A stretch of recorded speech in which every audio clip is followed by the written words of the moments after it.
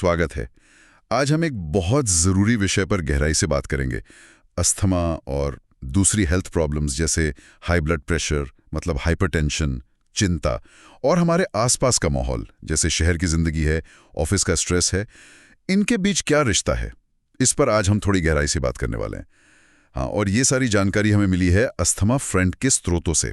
हमारा मकसद है कि इन जुड़ी हुई कंडीशंस को संभालने के लिए कुछ ठोस प्रैक्टिकल तरीके समझें और ये भी कि ये सब एक दूसरे पर असर कैसे डालती हैं। बिल्कुल। तो चलिए इस गुत्थी को सुलझाते हैं। हाँ, शुरू करते हैं।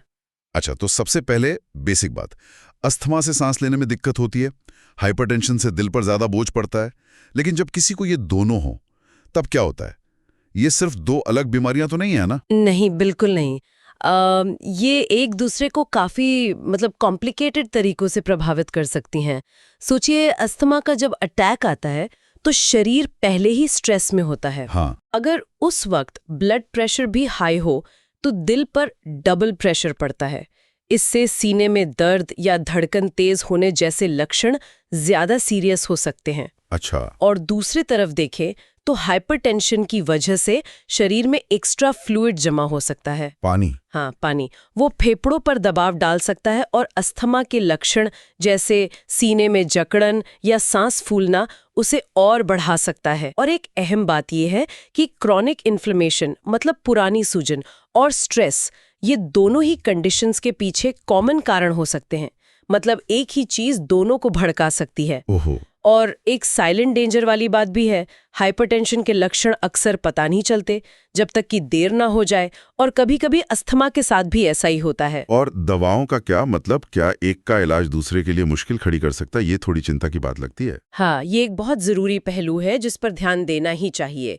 स्रोतों के हिसाब से कुछ दवाओं में टकराव हो सकता है, जैसे बीटा ब्लॉकर्स हैं जो अक्सर हाई बीपी के लिए दी जाती हैं। हाँ। वो कुछ अस्थमा पेशेंट्स में ब्रोंकोस्पैज्म कर सकती हैं, मतलब सांस की नलियां अचानक सिकुड़ सकती हैं। ओह। और दूसरी तरफ अस्थमा के इलाज में जो कॉर्टिकोस्टेरॉइड्स यूज होते हैं, हाँ। खासकर अगर लंबे टाइम तक या ज्यादा डोज में लिए जाएं, तो वो ब्लड प्रेशर बढ़ा सकते हैं। अच्छा। यहाँ तक कि जो सर्दी जुकाम के लिए हम आम डीकंजेस्टेंट दवाएं लेते हैं, वो भी बीपी बढ़ा सकती हैं और अस्थमा कंट्रोल को मुश्किल बना सकती हैं। बाप रे। इसीलिए ये बहुत जरूरी है कि डॉक्टर को हमेशा आपकी दोनों कंडीशंस के बारे में पूरी जानकारी हो, पूरी तरह से।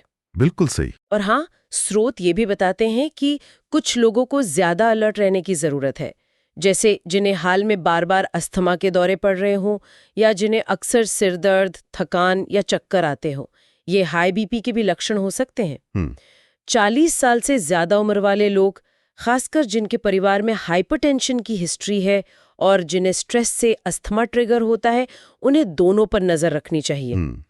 लेकिन अच्छी खबर भी है, मतलब लाइफस्टाइल में कुछ बदलाव दोनों के लिए फायदेमंद हो सकते हैं ना।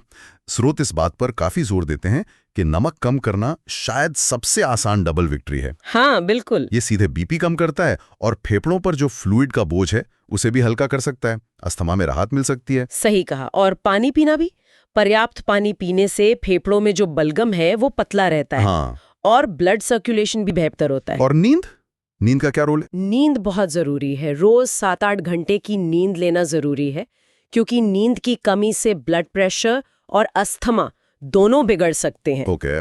और ये ब्रीदिंग एक्सरसाइज कुछ खास है। हाँ, सांस लेने के व्यायाम कमाल कर सकते हैं, जैसे पर्स्ड लिप ब्रीदिंग, होठों को सिकोड़कर धीरे धीरे सांस छोड़ना। अच्छा। ताकि वायु मार्ग खुले रहें।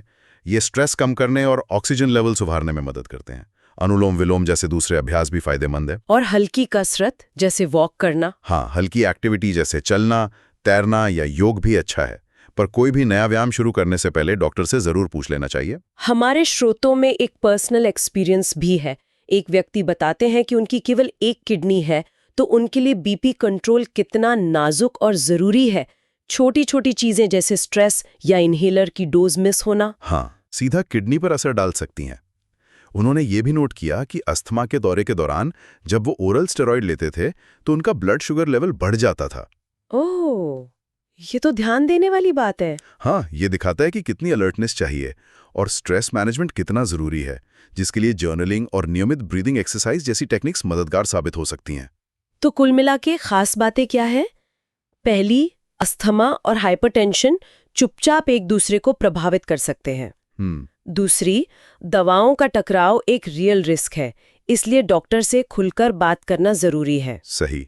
तीसरी, लाइफस्टाइल की आदतें जैसे नमक कम करना, पानी पीना, अच्छी नींद, सांस के व्यायाम दोनों के लिए फायदेमंद है।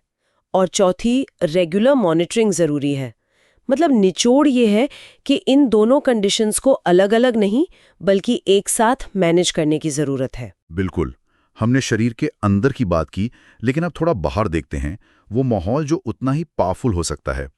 हमारे आसपास का माहौल जैसे दिल्ली, मुंबई, बेंगलुरु जैसे बड़े भारतीय शहरों का शोर, गर्मी और तनाव, ये अस्थमा और ब्लड प्रेशर को कैसे प्रभावित करता है?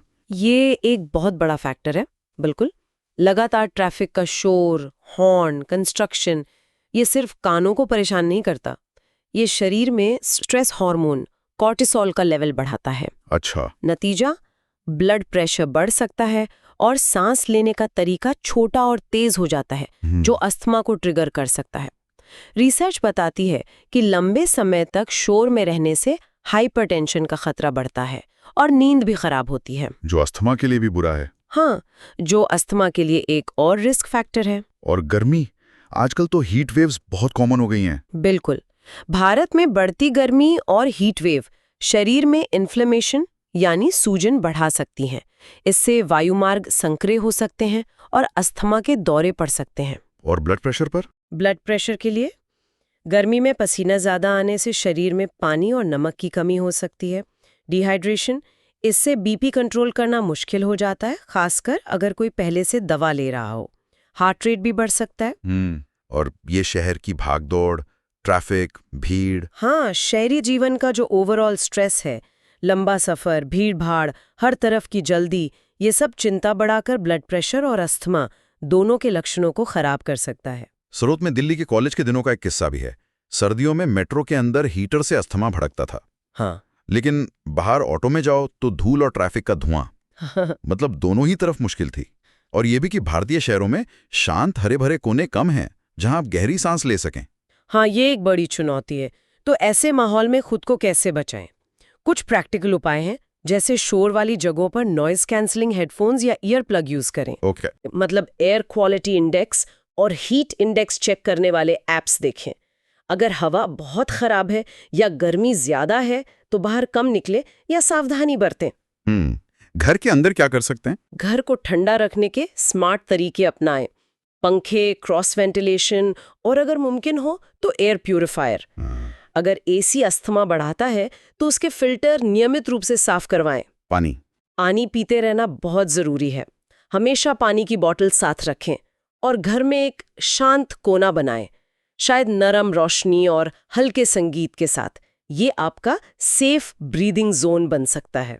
तो मतलब यह है कि हम शायद शहर के शोर या गर्मी को एकदम से तो नहीं बदल सकते? नहीं, वो मुश्किल है।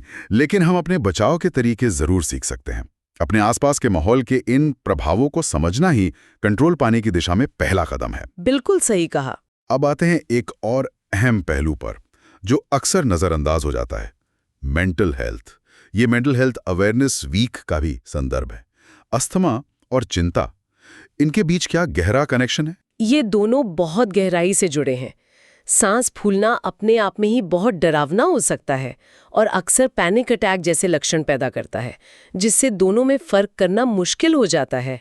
हाँ, ये तो होता है। और ये एक साइकिल बन सकता है।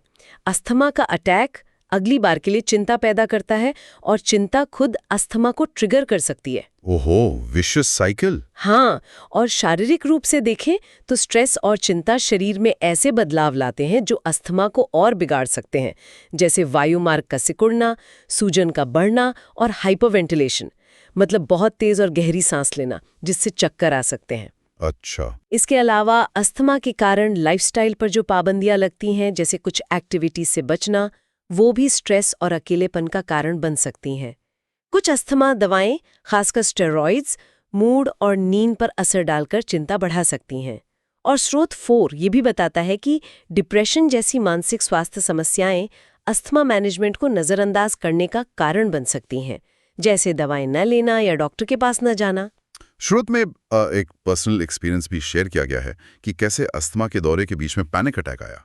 वो अनुभव बहुत ही डरावना था, लेकिन समय के साथ ये समझ बनी कि दोनों को एक साथ कैसे संभालना है। ये इस बात पर जोर देता है कि अस्थमा की रोकथाम और बेहतर कंट्रोल के लिए मेंटल हेल्थ को प्राथमिकता देना कितना जरूरी है, जैसा कि स्रोत 4 में भी बताया गया है। हाँ, और इसे संभालने के लिए कई तरीके हैं। एक क्लियर अस्थमा एक्शन प्लान होना बहुत जरूरी है। वो कैसे मदद करता है? वो इमरजेंसी में घबराहट कम करता है, क्योंकि आपको पता होता है कि क्या करना है। सांस लेने के व्यायाम जैसे पर्स्ड लिप ब्रीदिंग या बॉक्स ब्रीदिंग। बॉक्स ब्रीदिंग वो क्या है? जिसमें 4 सेकंड सांस लेना, 4 रोकना, 4 छोड़ना, 4 रोकना। ये मन और फेफड़े दोनों को शांत करते हैं। बुटेको जैसी और भी तकनीकें हैं। एक लक्षण और भावना डायरी रखने से ये पहचानने में मदद मिल सकती है कि कब और क्यों स्ट्रेस सांस की तकलीफ को बढ़ाता है। ओके, और थेरेपी? थेरेपी, खासकर कॉग्निटिव बिहेवियरल थेरेपी सीबीटी, जो सोचने और व्यवहार के पैटर्न को बदलने पर फोकस करती है, वो कई लोगों के लिए चिंता मैनेजमेंट में बहुत इफेक्टिव साबित हुई है। योग या हल्के स्ट्रेचिंग जैसे माइंडफुल मूवमेंट न केवल फेफड़ों की कार्यक्षमता सुधारते हैं, बल्कि नर्वस सिस्टम को भी शांत करते हैं। दोस्तों, परिवार या अस्थमा फ्रेंड जैसे सपोर्ट ग्रुप्स का एक सपोर्ट सिस्टम बनाना बहुत मायने रखता है। बिल्कुल। और उन संकेतों को पहचानना जरूरी है जब मदद की जरूरत हो सकती है, जैसे सोने में लगातार परेशानी होना, हर समय बोझ महसूस करना या उन चीज़ों में रुचि खो देना जिनका पहले आनंद लेते थे। ये स्रोत 4 में भी मेंशन्ड है। भारतीय समाज में मेंटल हेल्थ को लेकर अभी भी थोड़ी हिचक है। लोग कह देते हैं, अरे बस शांत हो जाओ, या ये सब तुम्हारे दिमाग में है। हाँ, ये होता है। लेकिन ये याद रखना जरूरी है कि जो महसूस हो रहा है वो रियल है। शरीर और मन दोनों को देखभाल चाहिए। अच्छी बात यह है कि अब कई भारतीय शहरों में हेल्पलाइन, अफोर्डेबल थेरेपी और लोकल भाषाओं में रिसोर्सेज उपलब्ध हैं। हाँ, ये बहुत जरूरी है कि लोग इनका फायदा उठाएं। बिल्कुल। और स्रोत 4 इस बात पर भी जोर देता है कि मन की शांति और ओवरऑल देखभाल के लिए अपनी अस्थमा रूटीन को फॉलो करना कितना जरूरी है। संतुलित आहार, पूरी नींद, अपने शौक। हाँ, और प्रोफेशनल मदद लेना तब और भी जरूरी हो जाता है जब अस्थमा के दौरे का डर लगातार बना रहे, चिंता के कारण रोजमर्रा की एक्टिविटीज से बचा जा रहा हो, अस्थमा से जुड़े स्ट्रेस के कारण नींद ना आ रही हो, या जब अस्थमा कंट्रोल में लगने के बावजूद सीने में लगातार जकड़न महसूस हो। सही कहा। अब यहाँ बात और दिलचस्प हो जाती है, ऑफिस का स्ट्रेस। ये कैसे, मतलब खास तौर पर अस्थमा और बीपी दोनों के लिए एक छिपा हुआ ट्रिगर बन सकता है। डेडलाइन का प्रेशर, लगातार कॉल्स, मैसेजेस, पिंग्स, ऑफिस का ठंडा एसी या किसी का तेज परफ्यूम, ये सब कैसे असर डालते हैं? ऑफिस का स्ट्रेस कई तरीकों से अटैक करता है। पहला तो है साइकोलॉजिकल स्ट्रेस। ये कॉर्टिसोल हार्मोन और इन्फ्लेमेशन को बढ़ाता है, जिससे वायु मार्ग सिकुड़ सकते हैं और ब्लड प्रेशर बढ़ सकता है। दूसरा है फिजिकल आदतें, जैसे लंबे समय तक बैठे रहना, कंप्यूटर पे झुककर काम करना, फोकस करते समय सांस रोक लेना या छोटी छोटी सांसें लेना। ये सब ऑक्सीजन फ्लो को कम करते हैं और सीने में तनाव पैदा कर सकते हैं। ओहो। तीसरा, कंट्रोल की कमी का एहसास। जब लगता है कि काम के बोझ या माहौल पर हमारा कंट्रोल नहीं है, तो चिंता बढ़ती है, और साथ ही ब्लड प्रेशर और अस्थमा के लक्षण भी। और ऑफिस के माहौल में क्या ट्रिगर हो सकता है? आम ऑफिस ट्रिगर्स में बहुत ठंडा या गंदा एसी, तेज परफ्यूम या क्लीनिंग प्रोडक्ट्स, खराब वेंटिलेशन वाली जगह और बिना ब्रेक के लंबी मीटिंग्स शामिल हैं। स्रोत में फिर से एक पर्सनल कहानी है। एक व्यक्ति जो डिजिटल एजेंसी में काम करते हैं और साथ ही अस्थमा फ्रेंड कम्युनिटी भी चलाते हैं। हाँ, वो बताते हैं कि कैसे काम, मीटिंग्स और डेडलाइंस को संभालना एक चैलेंज हो सकता है। कभी प्रेजेंटेशन देते हुए सीने में जकड़न महसूस होती थी, तो कभी जरूरी क्लाइंट कॉल के बीच इन्हेलर लेने के लिए बाहर जाना पड़ता था। ये मुश्किल है। तनाव भरे दिनों में उनका बीपी बढ़ जाता था, खासकर अगर खाना छूट गया हो या पानी कम पिया हो, और उनकी एक ही किडनी होने के कारण स्ट्रेस मैनेजमेंट और भी ज्यादा जरूरी हो जाता है। बिल्कुल। वो अपने एम्प्लॉयर डिजिटार्ट्स के आभारी हैं, जहां टीम ने उनके अस्थमा के साथ जीने की चुनौतियों को समझा। उन्हें जरूरत पड़ने पर घर से काम करने या ठीक होने के लिए समय दिया गया। उनके खास ट्रिगर्स, जैसे मीटिंग में ज्यादा बोलने से थकान या पैसिव स्मोकिंग, को समझने की कोशिश की गई। ये बहुत अच्छी बात है। हाँ, ये दिखाता है कि एक सपोर्टिव माहौल सिर्फ पॉलिसी से नहीं बनता, बल्कि लोगों की आपसी समझ और सहयोग से बनता है। बिल्कुल।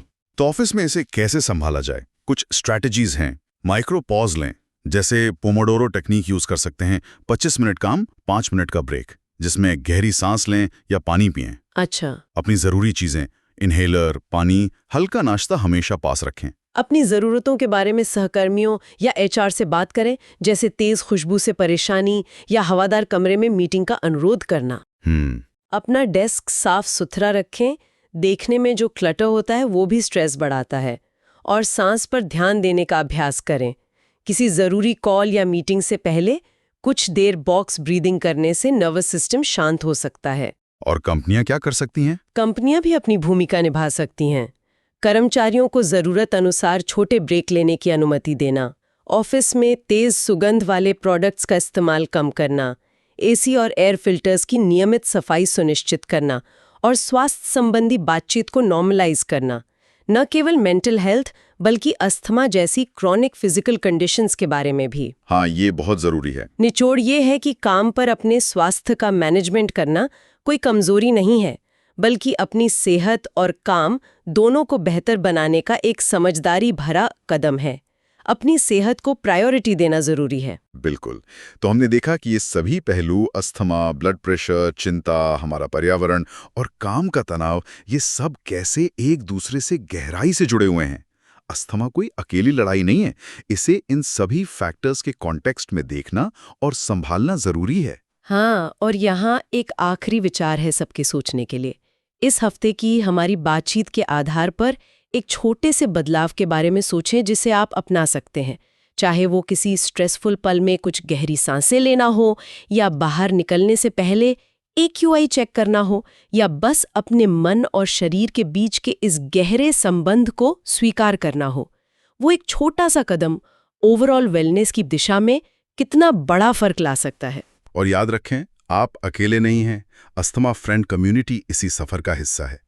वहां जुड़कर आप अपने अनुभव शेयर कर सकते हैं और दूसरों से सीख सकते हैं। आप अस्थमा फ्रेंड कम्युनिटी का हिस्सा हैं। बिल्कुल। और अगर आप अस्थमा पर और ऐसी जानकारी चाहते हैं तो अस्थमा फ्रेंड पॉडकास्ट को जरूर सब्सक्राइब करें।